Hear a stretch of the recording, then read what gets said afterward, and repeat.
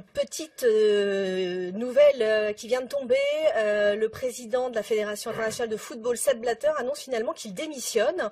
Il est atteint visiblement par le scandale de corruption qui touche la FIFA. C'était inévitable cette décision ? En tous les cas, ce que je constate, c'est que depuis plusieurs jours, et avant même le congrès de la FIFA, on apprend chaque jour un peu plus de fonctionnement plus ou moins opaque. Voilà, donc à ce moment-là du congrès, moi j'ai entendu comme d'autres, Michel Platini dire qu'il n'était peut-être plus le meilleur candidat pour poursuivre sur un 5e mandat à la présidence. Il s'est présenté, il a été élu, aujourd'hui il démissionne. J'ai compris aussi qu'un de ses bras droits était inquiété aussi dans des affaires peut-être de corruption. Voilà, il a pris la décision qu'il aurait certainement dû prendre avant le congrès.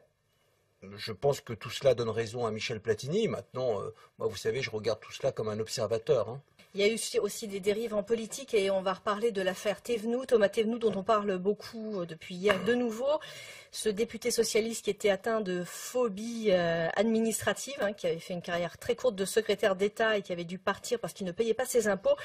La commission des affaires fiscales de Bercy a porté plainte contre lui. Le parquet de Paris a ouvert une enquête préliminaire pour fraude fiscale et lui dénonce un acharnement. Alors qu'est-ce que vous en pensez ? Écoutez, c'est toujours étrange quand un responsable politique, un député en l'occurrence, commente une action de justice. Voilà, il a régularisé sa situation, tant mieux. C'est juste normal pour toutes celles et tous ceux qui nous écoutent. Après, une commission tout à fait indépendante a jugé utile de saisir la justice. Voilà, il faut là aussi laisser faire les choses. Je ne vois pas quel est l'acharnement. Vous savez, Thomas Thévenoud est quelqu'un que je connais. Évidemment, je suis navré de ce qui lui est arrivé. Mais là aussi, il faut que chacun prenne ses responsabilités. Parce qu'il y a d'autres de nos concitoyens qui souffrent un peu plus que la situation d'un député qui ne paye pas ses impôts, même s'il les a aujourd'hui régularisés. Donc quand on fait de la politique, vous savez, toute cette défiance qui existe aujourd'hui à notre égard, mais à l'égard des élites en général, même parfois des journalistes, pas que des politiques, c'est parce que nous ne réussissons plus à démontrer que nous sommes collectivement exemplaires. Et je suis d'une génération qui le dit, qui le répète, et je crois que nous avançons. Voilà. Après, on n'empêchera pas, c'est comme dans le monde du sport, le monde politique est traversé de femmes et d'hommes, nul n'est parfait. Mais en tous les cas, ce que je constate, c'est que c'est sous ce gouvernement, avec ce président de la République-là, que rien n'est caché, rien n'est étouffé.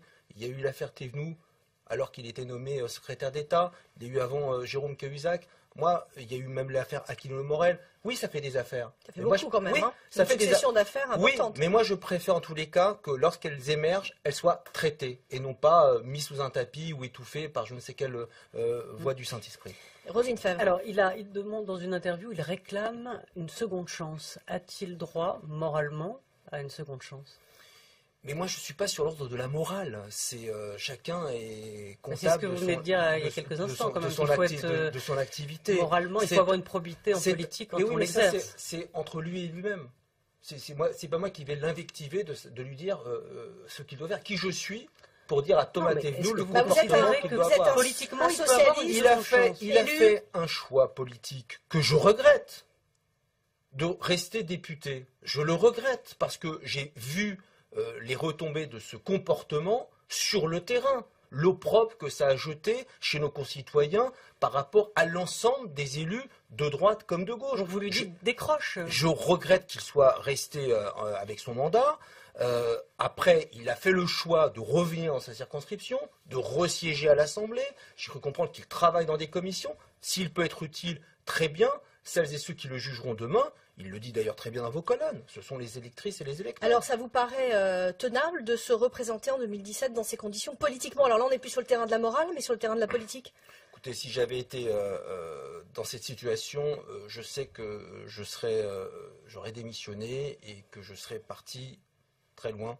Alors, Luc Carvounas, dans l'actualité, il y a aussi les derniers chiffres du chômage qui sont tombés hier. Ils ne sont pas bons. Encore plus de 26 000 demandeurs d'emploi supplémentaires. Je vous propose d'écouter le commentaire de Benoît Hamon, ancien ministre frondeur, qui s'exprimait ce matin sur France 2.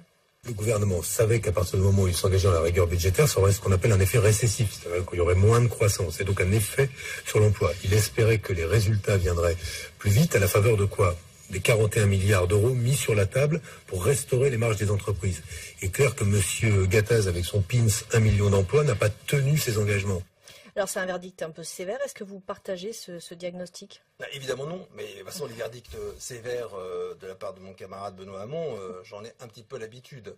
Mais comme il n'y a pas une petite part de vrai? Ça ne vous aura pas échappé, je suis le directeur de campagne de Claude Barthelone en Ile-de-France, qu'on aura besoin de Benoît Hamon. On va en parler dans la deuxième partie. Franciliens en Ile-de-France, donc vous ne me verrez pas cliver avec Benoît Hamon, même si je pense qu'il a tort. Il faut quand même reconnaître une chose, c'est que en France, si on doit se comparer à d'autres pays d'Europe comme en Italie par exemple, il y a moins de destruction d'emplois en France qu'en Italie. Par contre, le taux de chômage augmente parce qu'on n'arrive pas à suffisamment créer d'emplois suffisants par rapport à la démographie. Et donc, ce que l'on dit aujourd'hui, c'est que les réformes que nous avons mises en œuvre, et d'ailleurs, ce n'est pas moi qui le dis, hein, c'est le FMI, c'est la Commission européenne, nous dit quoi? Qu'à partir du moment où, dans cette année, au premier trimestre, on a une croissance de 0,6, on aura les 1% de croissance attendue, 1,2%.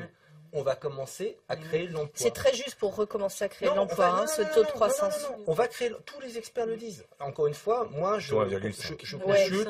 On est dans la limite, là. Et donc, si l'exercice, c'est que chaque mois, on constate malheureusement qu'il y a encore un peu plus de chômage, on va se retrouver tous les mois pour dire la même chose. Moi, je sais quelle est la faute au président de la République qui avait fait de cette courbe du chômage un enjeu. Quel est l'objectif de ce que nous mettons en place dans le cadre de ce quinquennat? On sera jugé au bout de 5 ans. Et c'est vrai que ça va être difficile, parce que quand on va avoir une une baisse de la courbe du chômage, la vraie difficulté, tous les spécialistes d'enquête d'opinion nous le disent, ça va repartir. Votre difficulté, c'est que les Françaises et les Français s'en rendent compte, parce que pour qu'ils s'en rendent compte, généralement, une telle reprise, il faut 18 à 20 mois. Donc on a conscience de la difficulté, on sait que ça va reprendre. Donc ça veut dire qu'il faut arrêter, un peu comme le fait Benoît Hamon, de dire ça ne va pas, c'est pas la bonne méthode. Dire qu'on en même temps, ça va pas pour l'instant. Oui, ça va pas, mais on le sait de toute façon. Mais comme ça va repartir, moi je préférerais que Benoît Hamon mette toute son énergie à avoir la même pédagogie que celle que je m'emploie à avoir aujourd'hui, parce que ça va redémarrer. De toute façon, ça va redémarrer, et qu'après, le timing va être très court par rapport à l'élection présidentielle pour que tout le monde prenne bien en compte que ça a redémarré. Alors Luc Carmounas, vous êtes sénateur et maire, je viens de le dire, mais vous êtes aussi depuis peu le directeur de campagne de Claude Barthelone, qui est tête de liste socialiste pour les régionales en Ile-de-France.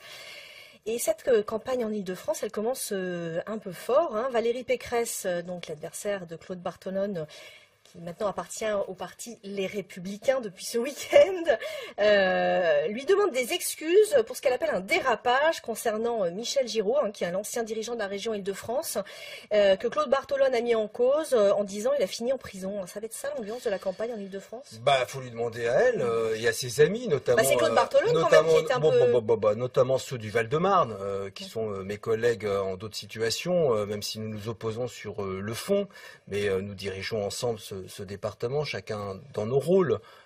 Oui, ils sont un peu fébriles depuis l'entrée en matière de Claude Barthelone. Et puis ils utilisent quoi? Moi, je l'ai dit à certains de vos confrères, des méthodes un peu de barbouzard. J'y ai eu droit il y a 1 an, au moment des élections municipales. Je faisais venir sur mon marché Claude Barthelone. Et sur ce moment-là, comme cette histoire de Ponto-Combo, on nous filme avec un smartphone pour mettre après la situation sur YouTube. Donc tout ça est un peu cousu de fil blanc, où on organise... C'est une mauvaise manière qu'on vous fait. Oh non, c'est pas une mauvaise manière, c'est un style de campagne. Ça va être dur cette campagne quand même. C'est un style de campagne qui sera pas le nôtre. Vous savez, Claude Barthelone n'est pas du genre à se laisser... Valérie Pécresse, quand elle va nettoyer la Seine-Saint-Denis, je pense qu'elle prend les choses et la situation par le petit bout de la lorgnette. Quand elle commence à nous dire que pour finalement payer le pass Navigo, il va falloir lutter contre la fraude, et au passage elle mélange, parce que c'est utile de mélanger immigration et délinquance quand on drague les voies du Front National. Moi j'ai plutôt envie de lui dire est-ce que vous vous excusez pour vos propos sexistes quand vous dites que ce sont les femmes qui doivent faire le ménage? Est-ce que vous vous interrogez réellement pour toutes ces franciliennes qui utilisent les transports en commun, comment on peut assurer leur réelle sécurité le soir pour qu'elles rentrent chez elles? Il y a des vrais sujets de fond. Écoute, Michel Giraud était un élu de mon département, le Val-de-Marne. C'était un président de la région Île-de-France qui a été, lui et ses amis, battu en 1998 parce qu'à l'époque, l'Île-de-France était dans les faits divers. Oui, Michel Giraud a été condamné à 4 ans de prison avec sursis.